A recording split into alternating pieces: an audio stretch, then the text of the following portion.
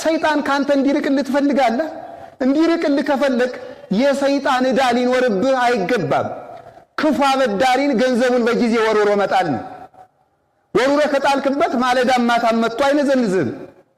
የሰይጣን ዕዳ ከሌለብህ ሞት የሰይጣን ዕዳ ነው፣ አትቀሰፍም። የሰይጣን ዕዳ ደግሞ ኃጢአት ነው። ገንዘቡ ካለብህ ግን በጠዋትም በማለዳም ሰላምክን ይነሳል።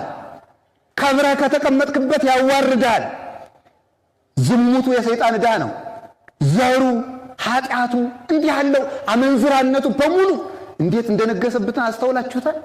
ይህን ወርውሮ ያልጣለ ሰው የሰይጣን ዕዳ በላዩ ላይ አለበት እና አሁን እግዚአብሔር ፍቅርም ተለመደ። ክርስቶስ ስለኛ ሞተ፣ ለመድ ነው። በምንም ታምር ምን ነው አንድ ቀን መቸንከሩን አስበን እንኳን እንባ ጠብ ብትለን ኑሮ ይህን ሁሉ ኃጢአታችን አጥበን በጣል ነው ነበረ።